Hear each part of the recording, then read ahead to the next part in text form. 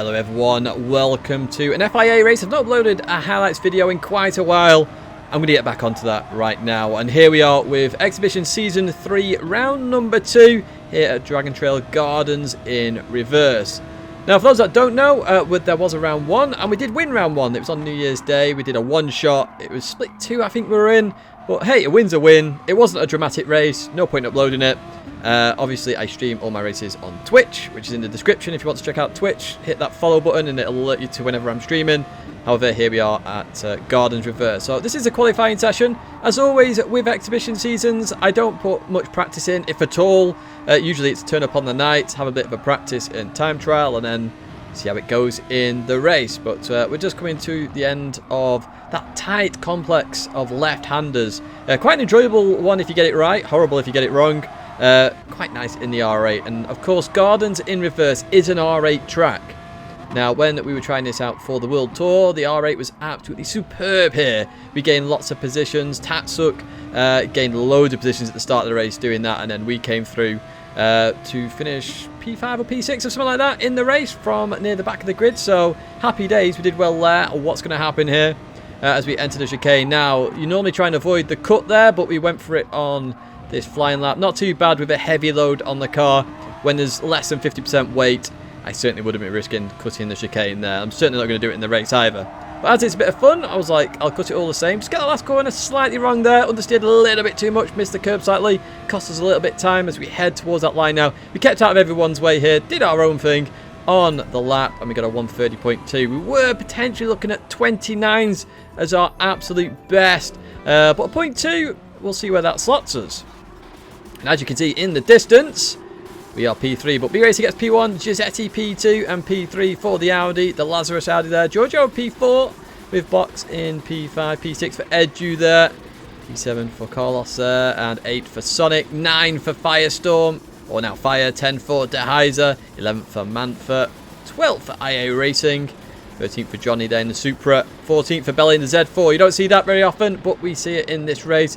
Bellin rocking that Z4. Shout out for that, Bellin. Absolute legend. Key down in 18th there. Lopez in 19th. And 20th for PHX Matthew. So as I say, I don't really practice these races that much. I certainly don't do race practices anyway.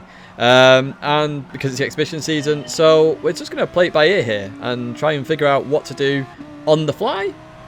So let's see what happens. I know it's a one-stop race. So that's my goal here is what can I do? And I think it's racing mediums and racing hards. I can't remember off the top of my head, but we'll find out during this race because it is a little bit action-packed, and as you can see, I'm already getting the rear out there on the car. The whole idea here in the first stint is to break away from the pack as fast as humanly possible and then try and fight for the positions up ahead later on in the race, because if you fight early on, there's a whole train of cars that are ready to get you. But up ahead, we have B-Racer in that NSX. The NSX, a very powerful car I found. When I tried it a few weeks ago, it's absolutely unbelievable. I suspect Honda is going to be a very, very competitive manufacturer in the official season. But we'll find out when we get there, of course. But meanwhile, in this race, we are already losing time to Giuseppe and B-Racer up ahead. So we just have to make sure we stay in that slipstream. Slipstream vital in this game, of course. It's just so strong. So if we can stay in it, we can survive as we jump to that TV camera now. I love the TV cameras on this game. Look how nice the cars look. It's unbelievable. Absolutely unbelievable as we head towards the chicane for the first time. As I said in the quali lap, we're not going to cut the chicane here. And you can see none of the MR cars do. And literally the first FR car in the line does in the Aston Martin. I think that was Edu, wasn't it? And that's because it just makes the car very unsettled. And if you spin, you lose 5 seconds.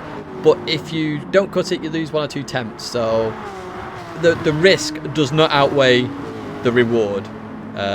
So yeah, we continue on all the same. Giorgio very close behind me in that Lamborghini, very fast car Lamborghini, and the Lamborghini was the manufacturer I was going to pick for this season. However, when I heard about Tidgney World Tour, I was like, nope, I'll have to stay with Audi. I need to make sure I stay in tune with the R8, and I have done for this exhibition season. So we head down this sort of, it's back straight after the start, finish straight, but look at Giorgio all over the back of me here as we advance a little bit further on in the race now. You can see I've broken away a little bit from Giorgio. The 2 ahead still fighting, and now 6 cars in the fray there. As we come around here, look at Giorgio's Lamborghini. He's going to run slightly wide, and unfortunately going to head straight towards the barrier. Ouch! Expensive crash that. If it was, of course, real life it isn't, so Giorgio doesn't have to pay any of the bills. And you can see we're right close now to Giuseppe B Racer. B Racer makes a mistake on that first corner, goes a little bit deep, very common mistake to make here, and we've got all sorts now to look for here. Can we go on the inside of Giuseppe? Can we go on the outside here? So we head towards the complex, left-handers. I go for the outside, Giuseppe defends the inside. I can't really do much, break early to try and make it line astern through there. There's no point going too wide here, very risky, and you could get just not slightly out onto the exit curb over there. We advance a bit further on now. Of course, these are the race highlights. It's lap number 5. So at this moment, obviously, normally when you're doing a one-stop, it'll be lap 6 you pit. I'm thinking, should I pit here? Because these two are fighting. And if I get a bit of clean air and I get a good lap at least, maybe, just maybe, I can jump them. So I was literally last-second decision here in the race. And I was just like, right, if they're not going in, I'm going in. And watch me now, just dart towards the right. There we go, look. I'm going for something different. And then you're going to see me shrug. I have no idea. I don't, because I don't do race practice. But here we are. As we leave the pits. Was it hard tyres? That's a bit I can't remember. No, it's mediums. It's mediums all around. So let's see what we can do. So we're going to have to do an extra 2 laps on these mediums. Quite risky. You can see not fully warmed up yet. Lots of understeer. You can hear the brakes really working hard there as well. Kind of don't like that. In my opinion, shouldn't they be in sort of tyre warmers or something? Even so, let's see what happens here. You can see the top 2 have come in the pits now. As we come to the end of this outlap, have we done enough here? Have we done the perfect move in terms of strategy? But we continue towards the first corner. You can see Giuseppe, you can see B Racer. We head towards here. It's a very tight braking marker. I brake a little bit early here, so I know exactly what Giuseppe does, or is going to do, because I did it previously, and it works out. So that turns out to be the perfect move instead. Lovely bit of driving, in my opinion anyway. I knew exactly what was going to happen, because Giuseppe knew it was going to be tight. Giuseppe broke slightly bit late there, and I just took advantage down the inside into that first corner. Brilliant. Now we just have to overtake B Racer, and I was a bit gutted I didn't get past B Racer on that outlap, because if I did, I suspect that B Racer and Giuseppe would have carried on fighting, and it may have allowed us to break away. But it hasn't, and we haven't got ahead of B Racer, so now we've got to try and stay with B Racer. I hope that slipstream helps carry us towards a P2 finish, because at this point in time, we have 1 lap older tyres, which in Gran Turismo reality is more like 10 or 15 lap older tyres, just because of the huge multipliers. But even so, we continue on out of that hairpin. We're very close to B Racer here as we head towards the chicane, slightly up on our fastest lap. 130.5 there, our fastest lap, so you can see we do have the pace here. Coming into here, the left cut is possible. You just got to be careful of the car getting unsettled there. You can see it a little bit happen. B Racer nailed it, of course, there, so got a little bit of a gap there of half a second as we come into this last corner once again.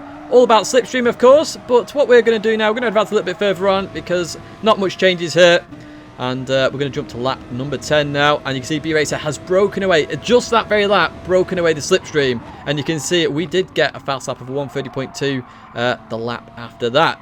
Now we have Giuseppe all over our absolute trumpet. What can Giuseppe do to try and get past this Audi R8? Of course, I've got no slipstream to help me now, so I've got to play it smart here as well. There is a group of cars further back that I don't want to get involved with, which could happen with my older tyres. But look at that radar. Giuseppe is so close. Looks a little bit on the inside there, so I give it a little bit of space there just in case he did go for it. He decides against it. It is a very risky move to do it there. But here is where I make a fatal error. I don't go defensive. Giuseppe takes it. I try and go for a cutback. Can't do it because Giuseppe nails a beautiful bit of defensive driving there. Just slowed it enough where I couldn't do the cutback, and I had to just come off the throttle again to get that P2 from myself. Good move by Giuseppe there.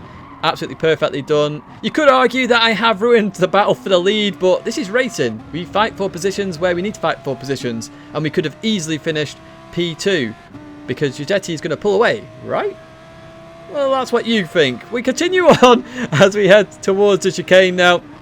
Remember, Giuseppe doesn't have slipstream here. I do.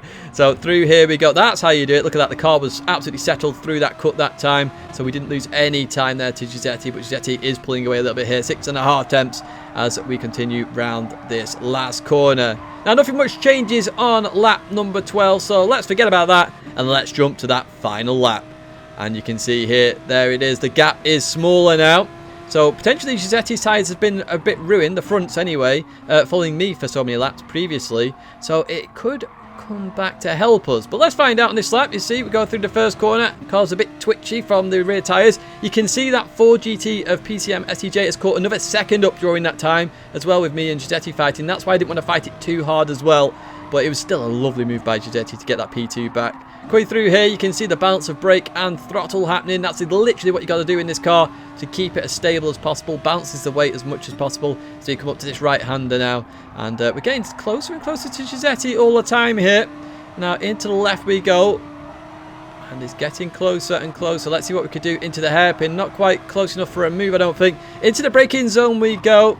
And we go for a wide line here. Want a good slingshot action. You can see Giuseppe ran a little bit deep there. As we leave this corner now, Giuseppe has me all over the trumpet now as we head up towards the chicane. Quite a deadly chicane now in this last lap. The car is very light. We have very worn tyres. What is going to happen here as we head towards that 100-metre board and the braking zone? Into the braking zone we go. No one wants to cut it there. You can see that. Living a very safe life. I try and cut that more. We get close. Unfortunately, a little bit unsettled here with the dirty air as well as we leave that corner. I know the R8 is good on this last corner. I always know the R8 is good on this last corner. You can see I try and get it nailed. Giuseppe doesn't get it quite nailed. I get a lovely, lovely run through that corner as we approach Giuseppe's rear end. Here we go towards the left. Are we going to get P2?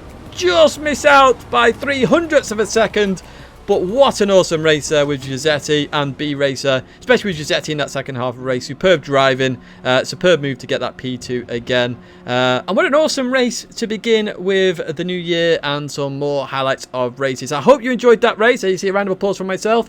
Plenty more races to come very soon on the channel. But that's going to be it for me for now. Thanks very much for watching, and I will see you in the next video.